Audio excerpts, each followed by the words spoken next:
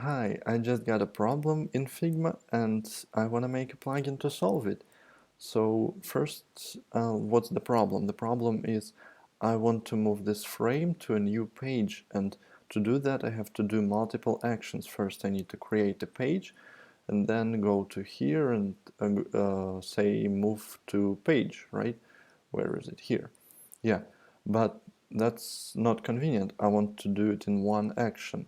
So first of all, let's check if such plugin exists on Figma community. Let's search for move to new page. Oh, I'm not searching the community. Move to new page.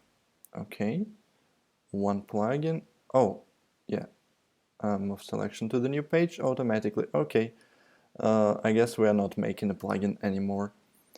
Thanks everyone, and yeah, all right, bye.